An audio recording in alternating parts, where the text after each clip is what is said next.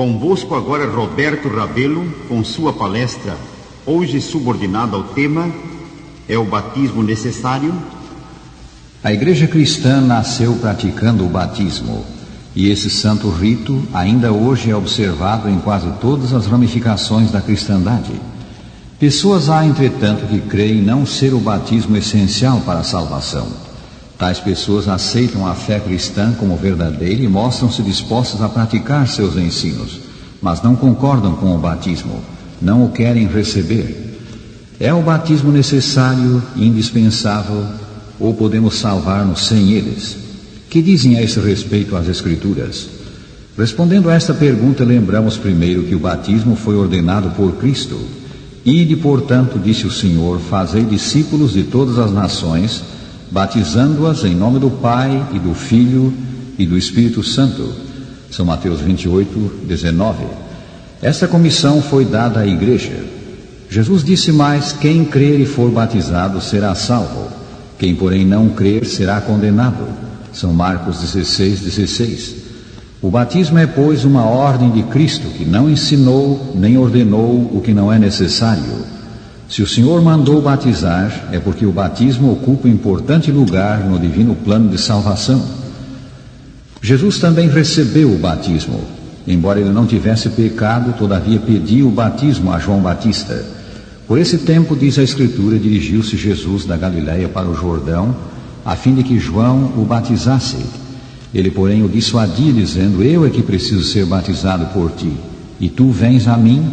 Mas Jesus lhe respondeu: deixa por enquanto, porque assim nos convém cumprir toda a justiça. Então ele o admitiu. São Mateus 3, 13 a 15. Jesus não recebeu o batismo como confissão de pecado de sua própria parte. Identificou-se com os pecadores, dando os passos que nos cumpre dar. Em segundo lugar, as Escrituras ensinam que o batismo constitui a porta de entrada na igreja. Por intermédio dele é que nos fazemos membros da família de Deus na terra. Pois todos vós sois filhos de Deus mediante a fé em Cristo Jesus. Porque todos quantos fostes batizados em Cristo, de Cristo vos revestistes. Gálatas 3, 26 e 27. Para a entrada na igreja faça mister o abandono do pecado. Falando aos cristãos de Roma que já eram membros da igreja, o apóstolo São Paulo diz: assim também vós considerai-vos mortos para o pecado. Romanos 6, 11. Logo após ele diz mais: não reine, portanto, o pecado em vosso corpo mortal, de maneira que obedeçais às suas paixões. Versículo 12. A entrada na igreja envolve mais que isto. Ela envolve a cessação de fazer o mal e o passar a praticar o bem. O evangelho anunciado aos pecadores é para lhes abrir os olhos e convertê-los das trevas para a luz e da potestade de Satanás para Deus. Atos 26, 18. O centro da vida é mudado de Satanás para Deus. As obras do pecado desaparecem, vendo-se em seu lugar as obras da justiça. Foi esta mudança na vida que se referiu São Paulo ao escrever: vós vos despistes do velho homem com os seus feitos e vos revestistes do novo homem que se refaz para o pleno conhecimento, segundo a imagem daquele que o criou. Colossenses 3, 9 e 10. O batismo representa e coroa esta experiência: a morte para o pecado, incluindo o sepultamento do velho homem, e ressurreição para uma nova vida. Ou porventura ignorais, diz São Paulo, que todos os que fomos batizados em Cristo Jesus fomos batizados na sua morte. Fomos, pois, sepultados com ele na morte pelo batismo, para que, como Cristo foi ressuscitado dentre os mortos pela glória do Pai, assim também andemos nós em novidade de vida. Romanos 6, 13 e 4. Fomos sepultados com ele, Jesus, na morte pelo batismo. Que é sepultado? O velho homem que se compraz em pecar e que se segue a isso. Como Cristo ressuscitou, ressuscita o que o aceita. Ele se ergue do batismo para a novidade de vida. Assim, o batismo é a culminação de uma série de passos pelos quais o homem passa da morte para a vida.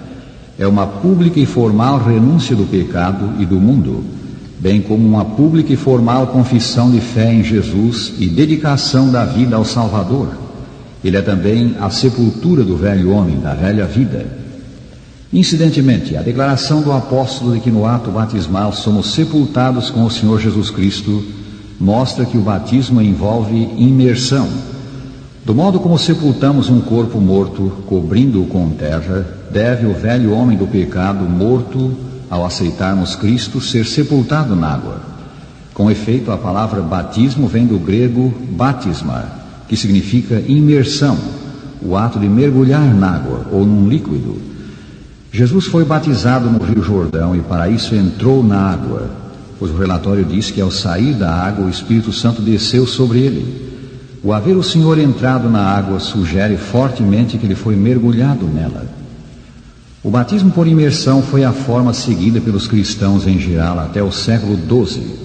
Numerosas igrejas da Itália ainda conservam os batistérios em que os conversos cristãos eram imersos na água. Muitos desses batistérios ou tanques batismais eram de grande porte e ricamente ornamentados.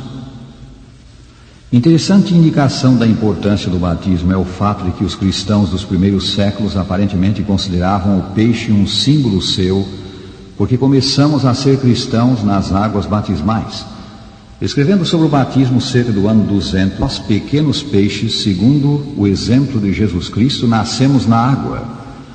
O cristão de fato nasce na água, nasce no batismo. Jesus disse: quem não nascer da água e do Espírito não pode entrar no reino de Deus. São João 3, versículo 5. Para os apóstolos de Jesus e para os cristãos primitivos, o batismo era um passo vital. Foi num batismo que culminou o grande dia de Pentecoste. Então, relata São Lucas, os que lhe aceitaram a palavra foram batizados, havendo um acréscimo naquele dia de quase 3.000 pessoas. Atos 2:41. O veemente Saulo de Tarso, tão logo entendeu que Jesus era o seu Salvador, aceitou-o como tal e logo foi batizado.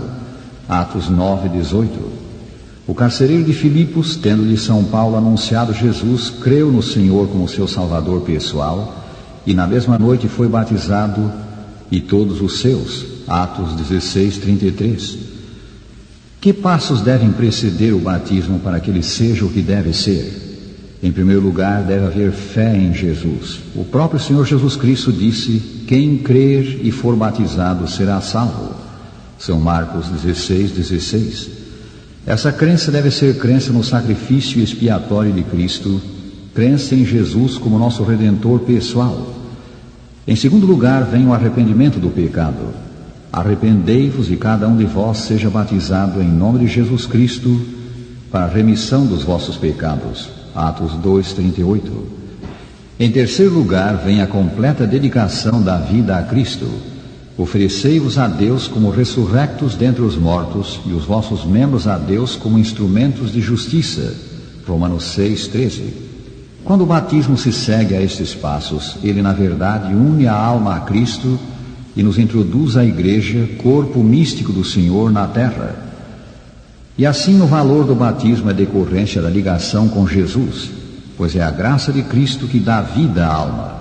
Separado de Cristo, o batismo, como qualquer outro serviço, é uma forma sem valor. Cristo fez o batismo a entrada para o seu reino espiritual. Fez isto uma positiva condição com que devem concordar todos quantos desejam ser reconhecidos como sob a autoridade do Pai, do Filho e do Espírito Santo. Os que recebem a ordenança do batismo desta maneira fazem uma pública declaração de que renunciaram ao mundo e tornaram-se membros da família real, filhos do Rei Celeste. Os que pelo batismo fazem com o Salvador aliança para servi-lo, herdarão o seu reino. Todos quantos fostes batizados em Cristo, escreveu São Paulo, de Cristo vos revestistes, e se sois de Cristo, também sois herdeiros segundo a promessa, herdeiros do reino que nos preparou. Gálatas 3:27. Como vemos, o batismo é uma necessidade. Ele é um mandamento de Cristo. É a pública e formal confissão de abandono do mundo e consagração da vida ao Salvador. Rádio ouvinte, Jesus, nosso santo exemplo, foi batizado. Ele fez isso para cumprir toda a justiça, ou como reza a nova Bíblia inglesa, para conformar-se a tudo que Deus requer. Se ainda não recebeste o batismo, recebe-o logo, com fé sincera em Cristo. Assim serás feito membro de sua família na terra e orientarás a vida para em tudo enaltecê-lo.